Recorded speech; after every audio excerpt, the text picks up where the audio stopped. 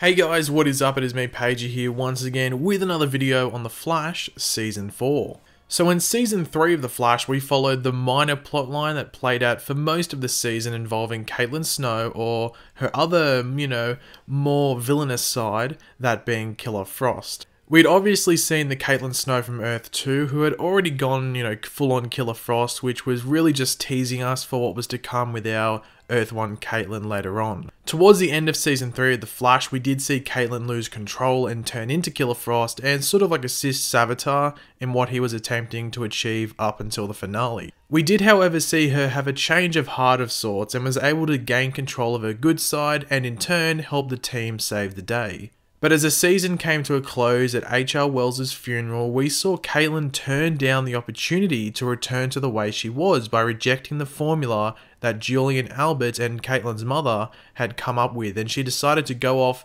on her own journey. We of course have no idea where this journey is to or what it entails, but maybe at the beginning of Season 4 they might explain that. But thanks to the Season 4 trailer from San Diego Comic-Con, we know that Caitlin ends up back at Star Labs and of course Team Flash, and is helping with the attempts to get our mate Barry Allen out of the Speed Force. In that Season 4 trailer from San Diego Comic-Con, Caitlin Snow looks absolutely like she used to, sort of normal, no real signs or hints that she still has the abilities connected to her Killer Frost side, which did have quite a decent amount of people questioning what the hell was going on with her character this season. Had Caitlin been cured of her powers, or was there something else going on with her? Well, over the past day, they held this special presentation thing of the Vixen animated series on the CW, which also showcased 2 new trailers, one of which was solely for Legends of Tomorrow, and the other was for the entire Arrowverse as a whole. I have done trailer breakdowns for both of those trailers. I'll leave them both linked in the description below, might I say.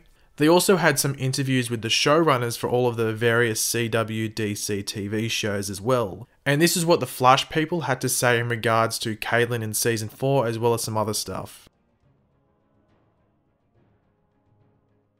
Alright you guys, hey, I'm Tiffany Smith, and right now I just totally snuck in to the Flash offices because I'm gonna find out all the juice that I can find about the new season. I'm here with Andrew and Todd. For me, it's a lot of fun. Our fans are so amazing. Anytime we get to show them new stuff and get them excited, that's one of my favorite parts of doing this. We had a huge villain last season in Savitar. What are they gonna be up against in this new season? We've had a speedster villain for the last 3 years, so we really wanted to do something different. This year, the Flash and his team will be up against the Thinker. We're positing it as the world's fastest man versus the world's fastest mind. We tend to think of the Flash as an athlete, like a runner, and so much of his previous seasons have been about training harder, or I have to run faster.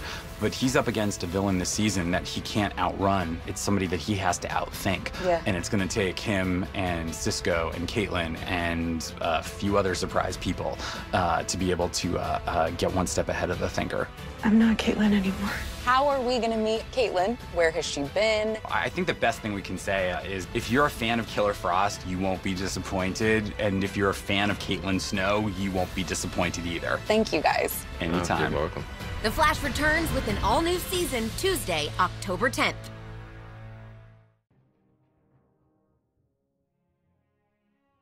So what they had to say there about Caitlin was fairly similar to what Danielle Panabaker, who plays Caitlin Snow, had to say about her upcoming role in Season 4, which did confuse people, but at the same time just led people to believe that Caitlin would still have her powers just like she did when Killer Frost was in control. But she, as in Caitlin, would be the one in control this time around.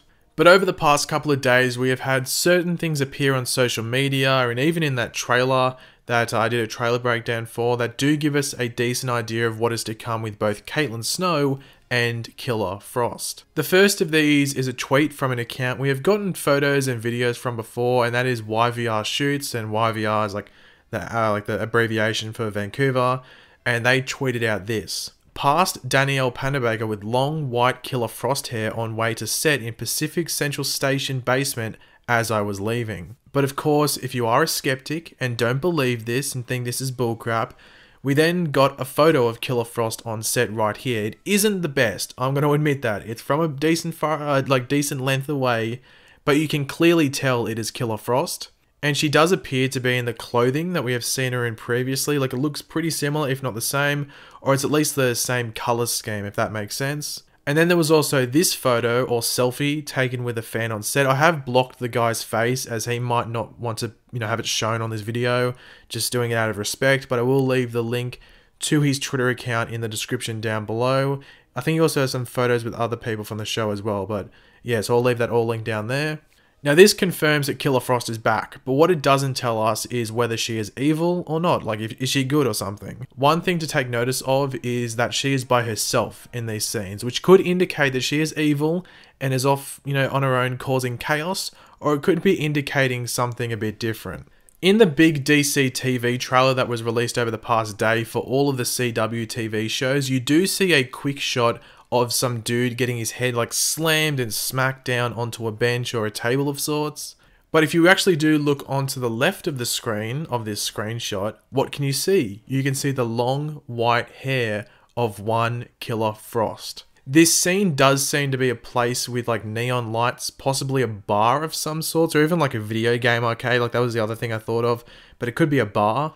That's just my look on it, however, but let me know what you think of all this in the comment section below. Where do you think this is taking place? But this is obviously Killer Frost slamming someone's head into the ground or onto a bar table or something like that. Some people did say it could be Harrison Wells. It does have like the haircut that H.R. Wells had last season, but if we've seen other set photos with Harrison Wells, he has like longer hair going on this season, so this is someone else entirely. But what this could be indicating or hinting at is that Caitlin is in control here and is using her powers for good, and is either helping Team Flash by taking some of the workload and going to places to look and question people, or she could be just out there doing it all on her own without the rest of Team Flash knowing. So she's doing it almost in secret, almost like Arrow style. In Arrow, when certain people would take up vigilanteism, they would go out on their own, like Roy and even Laurel and stuff like that. So it could be something similar to that. But then again, she could just be beating up some dude in a bar to gain like territory or respect in that area as a villain. But as I said, it's pretty hard to tell at this time.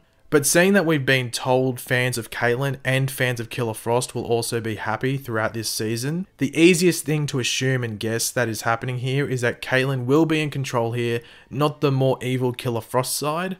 But Caitlin will be a bit more maybe ruthless and tough, if that's the correct words to use. Almost like, as I said, a vigilante like we've seen on Arrow. But yeah, as I said, sort of hard to tell at this time, or this point in time, but let me know what you think of all of it in the comment section down below. Now this would have been the filming for episode 5 of season 4 of The Flash, which is entitled Girls Night Out, and is sort of serving as a mini crossover of sorts with Arrow, because Felicity Smoke is coming over for all of the fun of this episode. So it would make sense if this was the episode where Caitlin or Killer Frost, whoever it is, makes a bit of a bang and a bit of an entrance. It is also the episode in which we will be introduced to Amunet Black, aka Blacksmith. So a lot does seem to be going down in episode 5 by the looks of it. One other thing to consider around this Killer Frost appearance is that it could be the Thinker that is messing with her or slightly controlling her. He may not necessarily be in full control of her, as that may require a lot of his power, which he might not want to use at this specific moment. However, he may be able to persuade her, I guess is the word to use, to do things in a manner which do resemble the acts of her more evil side from before. But that's just an early thought I've come up with. We'll have to see what happens when season 4 starts up. But once again, as I've said, let me know what you think of that. In regards to how her hair went back to normal and now it's white again, because I know people will question that, I did point out in my season 4 trailer breakdown from Comic-Con that she had that like choker thing on at different points around her neck. This could be similar to the bracelets that she wore in season 3, which like blocked her powers and stuff like that. Cisco would most likely be able to make these pretty easily, like this choke thing, but yeah, as I said, the opening to season 4 should explain a lot when it comes to Caitlin, because as we know at the end of season 3, she went off, and then in the trailer for season 4, she's back in episode 1. So there's stuff to explain there, and let's hope season 4, episode 1 does all of that. But thanks for watching, guys. If you did enjoy the video, it'd be awesome if you could leave a like on it just to show your support for the video and the channel as a whole. As I've said multiple times throughout the video, let me know what you think of all of this. There's a couple of things to go over in regards to Killer Frost, so sorry that the video might have gone for a bit longer than it should have, but I had to cover them. So yeah, just let me know what you think of all of it in the comment section down below. And of course, if you are new to the channel, make sure to subscribe. I'll catch you later, guys, and goodbye.